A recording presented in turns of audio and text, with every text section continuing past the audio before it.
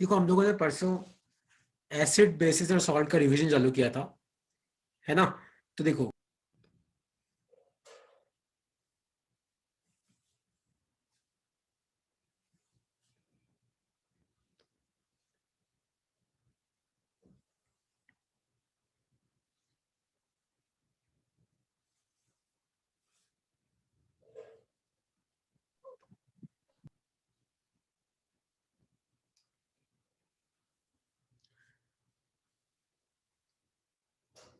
दिव्यांश, आवाज आ रही है क्या मेरी?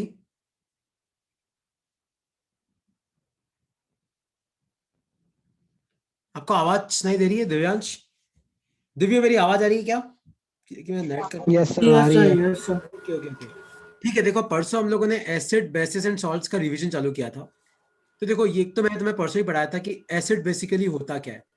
तो एसिड वो सब्सटेंस होता है जो, अगर जैसे मान लो अगर आप एसिड को किसी भी वाटर में मिलाओ, तो वहां पे जो आपका एसिड होता है HCl, वो आपका H+ और Cl- में टूट जाता है। मतलब कोई भी एसिड है वो क्या रिलीज करता है? हाइड्रोजन आयन रिलीज करता है। तो व्हेन एसिड्स और ionic compounds are dissolved in water, the ions split apart from each other. इसको बोलते हैं डिसोसिएशन। तो आपका जो, अगर मान लो कोई भी कंपाउंड एसिड है, तो अगर एसिड है मतलब डिसोसिएट होने पे वो कौन सा आयन देगा? वो आपको देगा हाइड्रोजन आयन। कौन सा आयन देगा? हाइड्रोजन आयन देगा। लेकिन याद रखना, एक चीज याद रखना, कि अगर मान लो कोई तुम्हें पूछे, मान लो कोई तुम्हें ये पूछे कि क्या H+ आयन स्टेबल है, तो याद रखना H+ आयन स्टेबल नहीं होता, नॉट स्टेबल। क्योंकि ये इतना छोटा है, H+ आयन आपका इतना छोटा होता है कि ये स्टेबल नहीं होता। तो जैसे ही आपका H+ अलग होता है ना, तो वो एक H2O मॉलिक्यूल के साथ कंबाइन करता है और आपका बनाता है H3O+। और इसको हम बोलते हैं हाइड्रोनियम आयन। इसको हम बोलते हैं हाइड्रोनियम आयन। याद रखना। तो कोई तुम्हें पूछे कि अगर मान लो कोई एक्वस सॉल्यूशन है, क्या आपको उसमें H+ आयन मिलेगा? उसमें आपको H+ आयन नहीं मिलेगा, क्योंकि H+ आयन छोटा होता है और बहुत ज्यादा अनस्टेबल होता है। तो ये H2O के साथ रिएक्ट करके बनाता है H3O+। तो जनरली अगर मान लो कि अगर आपके पास कोई एसिडिक सॉल्यूशन है, तो उस एसिडिक सॉल्यूशन में आपको H+ नहीं मिलता है, आपको क्या मिलता है? H3O+। और ये कौन सा होता है? ये होता है आपका हाइड्रोनियम आयन, है ना। अब हम आते हैं प्रॉपर्टी ऑफ एसिड्स पे। तो ये मैंने तुम्हें परसों भी पढ़ाया था कि ये जनरली 100 टेस्ट होता है इनका। और हाँ, ये अपन अभी आगे पढ़ेंगे केमिकल प्रॉपर्टीज। एसिड्स जो होते हैं वो कोरोसिव इन नेचर होते हैं, क्योंकि एसिड्स जो होते हैं वो मेटल्स के साथ जनरली अच्छे से रिएक्ट करते हैं। और इनका जो केमिकल फॉर्मूला होता है वो किससे चालू होता है? हाइड्रोजन से। जैसे आपका HCl हो गया, जैसे आपका H2SO4 हो गया, जैसे आपका HNO3 हो गया, जैसे आपका H3PO4 हो गया। तो जितने भी एसिड्स हैं, एसिड्स का फॉर्मूला जनरली चालू किससे होता है? हाइड्रोजन से चालू होता है। तो एसिड सौर होते हैं, मतलब खट्टा होता है, कोरोसिव होते हैं, have a chemical formula that begin with hydrogen, और they react with metals to form hydrogen gas. ये तो चलो ठीक है, आगे हम केमिकल प्रॉपर्टी पढ़ेंगे, उसमें आएगा। तो ये सब तुम याद रखना। और कुछ कॉमन एसिड्स हैं जो तुम्हें याद रखने। जैसे एक होता है आपका सिट्रिक एसिड। किसमें निकलता है ये? सिट्रस फ्रूट्स में पाया जाता है। जनरली इसको ऐसे प्रिजर्वेटिव के जैसे यूज करते हैं। एक होता है आपका लैक्टिक एसिड, जो जनरली योगर्ट में पाया जाता है और produced by muscles when they are overworked. एक होता है आपका एसेटिक एसिड। इसका फॉर्मूला तुम्हें याद रखना है, CH3COOH। याद रखना, ये एक तरीके का वीक एसिड है ना। विनेगर, जैसे मान लो होता है ना, अपन खाना खाने जाते हैं रेस्टोरेंट में, तो कितनी बार वो प्याज देते हैं हमें, तो प्याज के ऊपर ऐसा विनेगर छिड़का हुआ होता है। ये भी आपका ऐसे प्रिजर्वेटिव के जैसे यूज किया जाता है। एक होता है कार्बोनिक एसिड, H2CO3। इसको किस में यूज करते हैं हम? सॉफ्ट ड्रिंक में। क्योंकि H2CO3 जो होता है ना, वो डिसोसिएट होने पे आपको H2O और CO2 देता है, कार्बन डाइऑक्साइड। तो जनरली सॉफ्ट ड्रिंक में क्या होता है, आप सॉफ्ट ड्रिंक की बोतल को थोड़ा शेक करो, ओपन करो, तो उसमें से गैस निकलती है, तो वो बेसिकली कार्बन डाइऑक्साइड होती है। तो कार्बोनिक एसिड किस में पाया जाता है? सॉफ्ट ड्रिंक में। एक है आपका हाइड्रोक्लोरिक एसिड, HCl। ये जनरली अपने पेट में पाया जाता है। तुमने अपने डाइजेशन में पढ़ा था कि अपने पेट में जो एसिड सिक्रीट होता है वो कौन सा होता है? HCl होता है। ये फूड डाइजेशन में काम आता है। तो सिट्रिक एसिड सिट्रस फ्रूट में पाया जाता है। लैक्टिक एसिड आपका योगर्ट में पाया जाता है। एक्सेटिक एसिड, याद रखना, एसिटिक एसिड आपका एक तरीके से वीक एसिड है, जिसको हम क्या बोलते हैं? विनेगर भी बोलते हैं। लिख लो अपनी कॉपी में। लिख लो इसको, इन सब के बारे में लिख लो अपनी कॉपी में।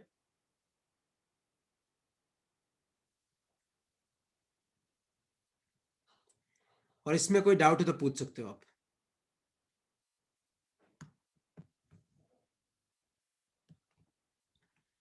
कोई भी डाउट है तो पूछ सकते हो। Citric acid citrus fruit, preservative में लैक्टिक एसिड, योगर्ट में acetic acid vinegar CH3COH, carbonic acid H2CO3, hydrochloric acid HCl।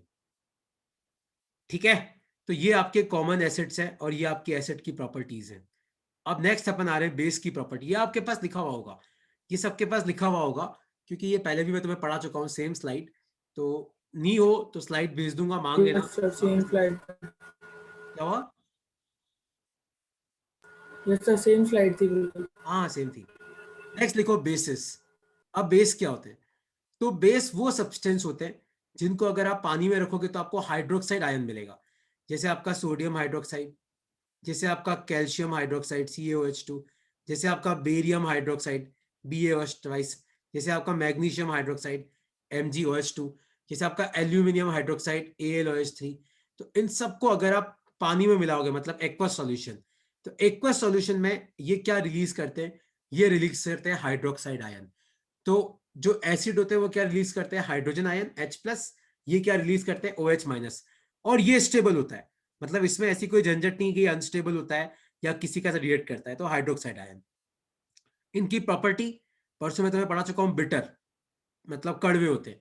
Fill slippery, जैसे अपनी साबुन, तो साबुन बेसिकली क्या है? साबुन एक तरीका का बेस है। स्लीपरी होते हैं।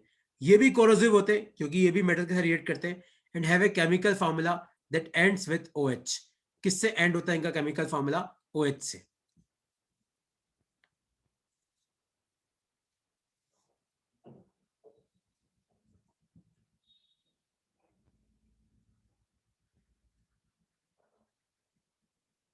लिख लो अपनी कॉपी में, और कोई डाउट है इसमें तो पूछो।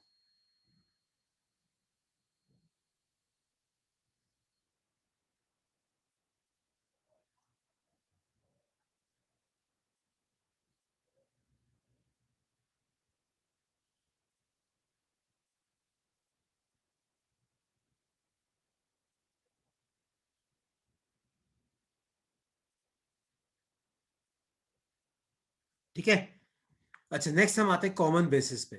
ताकि कौन से कॉमन बेस है, क्योंकि इनसे क्वेश्चन बनता है। एक है आपका अमोनिया। अमोनिया होता है बेसिकली NH3, जो कहाँ पे यूज होता है? फर्टिलाइजर में। एक होता है आपका सोडियम हाइड्रोक्साइड NaOH। इसके तो आगे जाके अपन बहुत एप्लीकेशन पढ़ने वाले हैं, used in soap and drain cleaner. एक होता है आपका मैग्नीशियम हाइड्रोक्साइड। याद रखना ये किस में काम आता है? एंटासिड्स में। जैसे मान लो कभी पेट में एसिडिटी हो जाती है तो आप मैग्नीशियम हाइड्रोक्साइड का सेवन कर सकते हो। तो मैग्नीशियम हाइड्रोक्साइड मतलब ये क्या हो गया? MgOH twice, sodium hydroxide NaOH, ammonia आपका NH3। बेसिकली होता क्या है कि जो अमोनिया होता है वो H2O के साथ रिएक्ट करता है और आपका बनाता है NH4OH। ये होता है आपका अमोनियम हाइड्रोक्साइड। और याद रखना, अमोनियम हाइड्रोक्साइड एक तरीके का वीक बेस है। वीक बेस का मतलब है कि इसमें जो OH है वो आसानी से अलग नहीं हो सकता। तो ये आपके कुछ कॉमन बेसिस के नाम है। ठीक है, लिख लो अपनी कॉपी में। सर वीक बेस है तो OH तो ज़्यादा आसानी से होगा ना अलग से? नहीं नहीं नहीं, सर जब अपन फटाफट नहीं होगा, धीरे जब धीरे होगा अपन ना। वीक एसिड और वीक बेस की बात करते हैं, कोई भी एसिड वीक है इसका मतलब है कि जो H है वो आसानी से अलग नहीं हो पाएगा। और कोई भी वीक बेस है, इसका मतलब जो OH है वो आसानी से अलग नहीं हो पाएगा। सर मतलब वो टाइम का डिफरेंस होगा ना सर? टाइम का डिफरेंस नहीं होता यहाँ पे, टाइम का डिफरेंस नहीं होता है रे। जिससे क्या होता है, जैसे देख CS, एक सेकंड ना, जस्ट गिव मी 1 मिनट। हाँ यार, मेरा हैंग हो रहा है, 1 मिनट। जैसे देख HCl है, तो HCl को अगर तू पानी में डालेगा तो ये H2O मॉलिक्यूल क्या करेगा? H और Cl के बॉन्ड को बड़ी आसानी से तोड़ देगा। तो क्या बन जाएगा? H+ और Cl-। लेकिन यही तेरा CH3COOH है। तो इसका अपन अपने याद है, अपन ने इसकी बॉन्डिंग पढ़ी होती है, CH3C डबल बॉन्ड OH। तो इसी H2O के लिए इस बॉन्ड को तोड़ना इतना आसान नहीं है। तो ये हाइड्रोजन आसानी से अलग नहीं होगा, इसलिए ये तेरा वीक एसिड है। उसी तरीके से सोडियम हाइड्रोक्साइड है NaOH। तो NaOH में बेसिकली क्या होता है? Na+OH- होता है। तो H2O क्या करता है? इस बॉन्ड को तोड़ देता है, तो OH- अलग हो जाता है। लेकिन यही मान ले तेरा NH4OH है, तो इस बॉन्ड को तोड़ना इतना आसान नहीं है, तो OH आसानी से अलग नहीं हो पाता, तो इसलिए ये वीक बेस है। Okay sir. ठीक है, देखो अब हम आते हैं इंडिकेटर्स पे। तो इंडिकेटर्स क्या होते हैं? तो इंडिकेटर ये इंडिकेट करते हैं कि आपका जो भी सॉल्यूशन है वो एसिडिक है, बेसिक है कि न्यूट्रल है। ठीक है, are used to determine if a substance is acid और बेस। तो इंडिकेटर का कलर चेंज होता है, जिससे हमें पता पड़ जाता है कि एसिड है कि बेस। जैसे लिटमस पेपर मैंने तुम्हें बता रखा है कि जो एसिड होता है वो ब्लू लिटमस रेड कर देता है, जो बेस होता है वो रेड लिटमस ब्लू कर देता है। या फिर अगर मान लो ब्लू कलर का लिटमस सॉल्यूशन है, अगर मान लो आपने उसमें बेस डाला तो वो बेसिक ही रहेगा, लेकिन अगर आपने एसिड डाला तो वो रेड कलर का हो जाएगा, इस तरीके से। तो उसी तरीके से इंडिकेटर में एक बहुत इंपॉर्टेंट इंडिकेटर है, वो है आपका पीएच इंडिकेटर। कौन सा है? पीएच। तो पीएच बेसिकली बताता है कि आपका जो सॉल्यूशन है वो एसिडिक है, बेसिक है कि न्यूट्रल है। वो मैं आगे डिस्कस करता हूं। लेकिन कोई मान लो तुम्हें पूछे कि पीएच क्या मेजर करता है, तो pH is a measure of amount of hydrogen ions in A solution. तो किसी भी सॉल्यूशन में कितने हाइड्रोजन आयन है उससे पता पड़ता है कि आपके सॉल्यूशन का पीएच कितना है। ठीक है, तो पीएच बेसिकली क्या मेजर करता है? कंसंट्रेशन ऑफ हाइड्रोजन आयन, कि आपके सॉल्यूशन में कितने ज्यादा हाइड्रोजन आयन है, वो किससे पता पड़ता है? पीएच से। तो जितने ज्यादा हाइड्रोजन आयन होंगे आपका आपका सॉल्यूशन उतना ज्यादा एसिडिक होगा, है ना। और जितने कम हाइड्रोजन आयन होंगे आपका सॉल्यूशन उतना कम एसिडिक होगा। तो पीएच बेसिकली क्या मेजर करता है? हाइड्रोजन आयन की कंसंट्रेशन मेजर करता है। अब एक चीज तुम याद रखना, क्या याद रखना है तुम्हें? कि अगर पीएच 7 से कम है तो मतलब आपका सॉल्यूशन एसिडिक होगा। और याद रखना, acidic character inversely proportional to pH होता है। तो जितना कम आपका पीएच होता है उतना ज्यादा आपका सॉल्यूशन एसिडिक होता है। उसी तरीके से अगर पीएच ग्रेटर देन 7 है मतलब आपका बेसिक सॉल्यूशन है। और याद रखना, जो बेसिकसिटी होती है मतलब आपका सॉल्यूशन कितना बेसिक है, वो डायरेक्टली प्रोपोर्शनल टू पीएच होता है। तो जितना ज्यादा पीएच होता है उतना ज्यादा बेसिक कैरेक्टर होता है। अगर मान लो आपका पीएच 7 है मतलब आपका जो सॉल्यूशन है वो न्यूट्रल इन नेचर है ना। ये तीनों चीजें आपको, ये तीनों प्रॉपर्टी आपको याद रखनी है कि पीएच 7 से कम है तो एसिडिक, 7 से ज्यादा है तो बेसिक, और 7 है तो मतलब ये क्या होगा? आपका सॉल्यूशन क्या होगा? न्यूट्रल। और एक और चीज याद रखना कि जितना पीएच कम होता है उतना एसिडिक कैरेक्टर ज्यादा होता है, जितना पीएच ज्यादा होता है उतना बेसिक कैरेक्टर ज्यादा होता है। और पीएच अगर 7 है मतलब आपका सॉल्यूशन क्या है? न्यूट्रल है। जैसे मान लो कि मैं तुम्हें पूछ रहा हूं, एक क्वेश्चन मैं तुम्हें पूछ रहा हूं, जैसे मान लो कि आपके पास एक HCl है, एक आपके पास CH3COH है, एक आपके पास H2O है, एक आपके पास सोडियम हाइड्रोक्साइड है, एक आपके पास अमोनियम हाइड्रोक्साइड है। और मैं नीचे 5 पीएच लिख रहा हूं, 3, 6, 7, 9 और 13। आपको मैच करना है कि इनमें से किसका क्या पीएच हो सकता है, ऐसी अंदाजा लगाना है।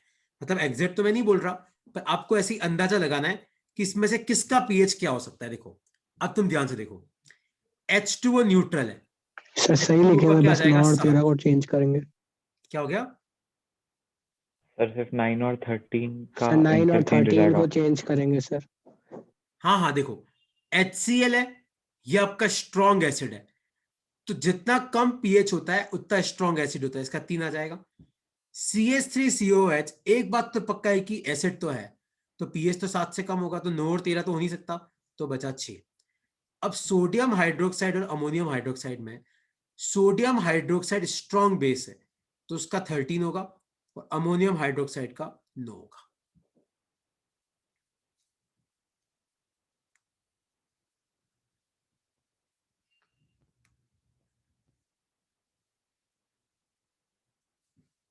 ठीक है, किसी को इसमें कोई डाउट है तो आप पूछ सकते हो।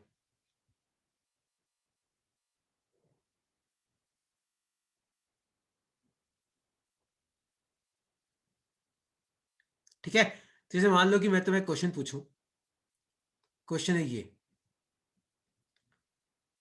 कि एक सेकंड ना, compound A when mixed with B makes an aqueous solution which is conductive in nature, which is conductive in nature. If A is bitter in test, if A is bitter in test, what will be the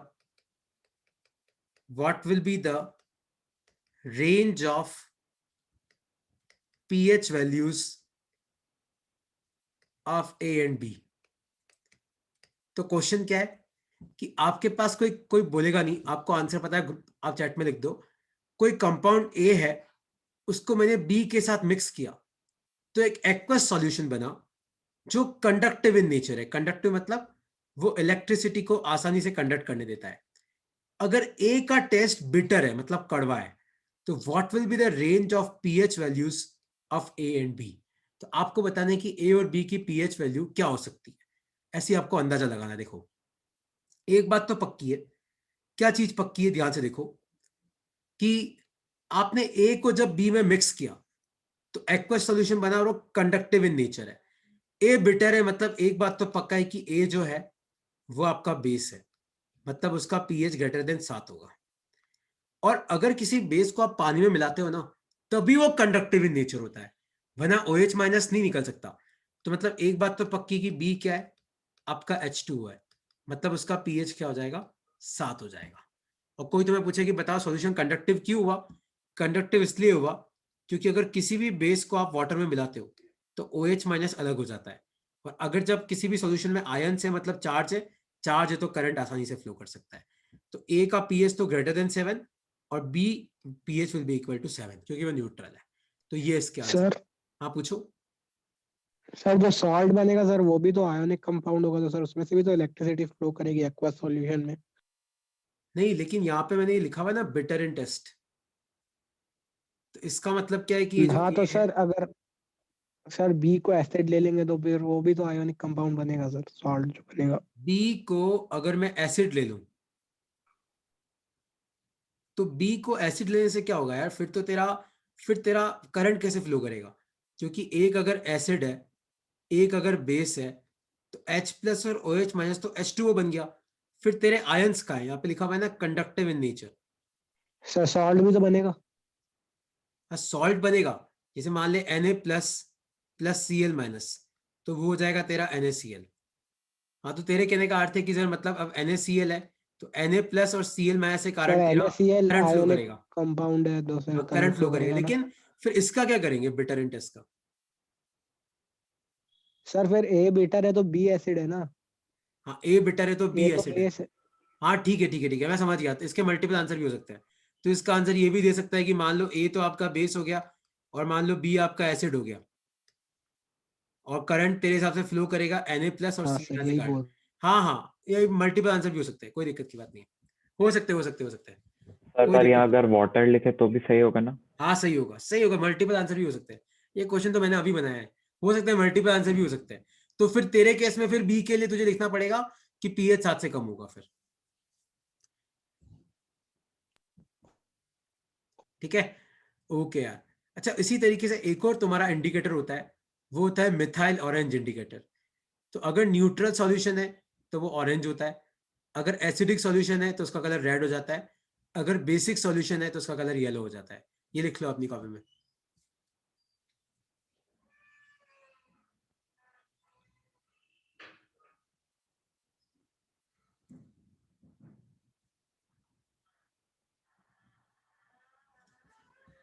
ठीक है, तो methyl orange neutral, orange acidic, red basic, yellow. Okay, अच्छा ये तुम्हारा हो गया। तो next लिखते हैं अपन, ये लिख लिया तुम लोगों ने? Methyl orange, neutral red, acidic red, basic yellow.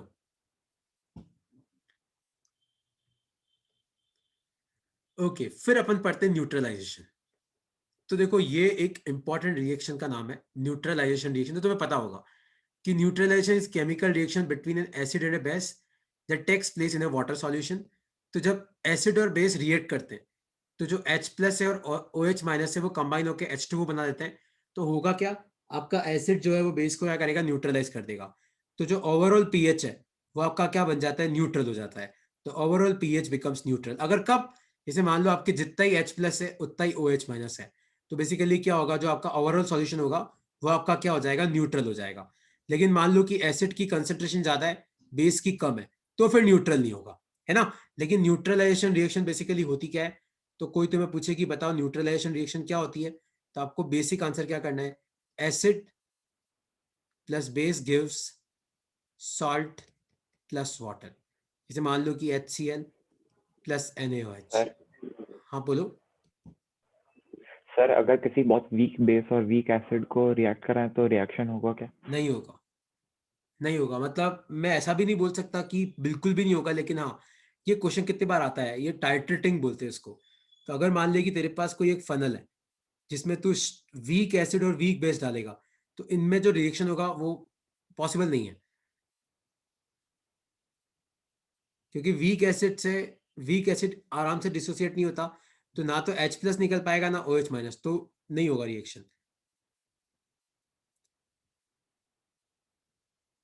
तो acid plus base give salt plus water. और याद रखना, जो न्यूट्रलाइजेशन रिएक्शन होती है ना, वो आपकी एक्सोथर्मिक इन नेचर होती है। क्या होती है, एक्सोथर्मिक। मतलब इससे क्या होता है, इससे आपकी एनर्जी बाहर निकलती है, हीट प्रोड्यूस होती है न्यूट्रलाइजेशन रिएक्शन में। Acid plus base give salt plus water.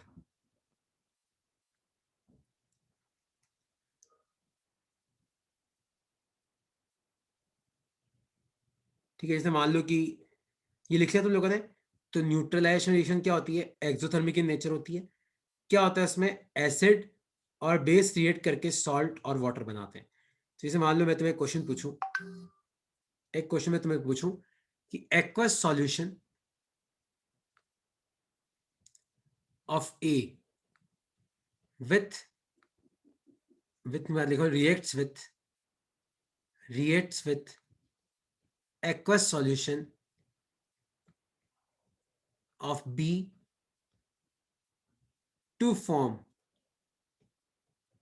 a compound C।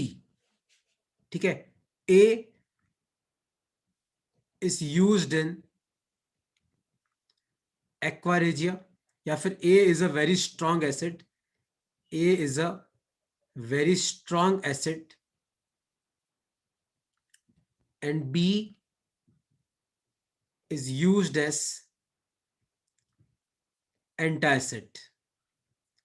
तो अगर कोई तुम्हें very strong acid word use करे तो वो होता है नाइट्रिक एसिड, HNO3। सबसे स्ट्रॉन्गेस्ट एसिड में दो होते हैं, H2SO4 और HNO3, है ना। लेकिन यहाँ पे मैं तुम्हें खुद ही बोल रहा हूँ, क्योंकि मुझे कोई और भी लिंक हिंट तुम्हें देना चाहिए था, तो मैं तुम्हें खुद बता रहा हूँ कि A आपका HNO3 है। B is used as antacid, ये तुम गैस करना। तो MgOH identify milk of magnesia. C। तो क्या होगा A, B और C। तो aqueous solution magnesium of A nitrate reacts with aqueous sir C solution तो ऑफ B। Magnesium nitrate. हाँ, तो ए हो जाए, ए आपका स्ट्रॉन्ग एसिड है, मैंने खुद ही बोल दिया HNO3। GOH। और एंटा एसिड मतलब मैग्नीशियम हाइड्रोक्साइड। तो ये आपका क्या बन जाएगा, magnesium nitrate, MgNO3 plus H2।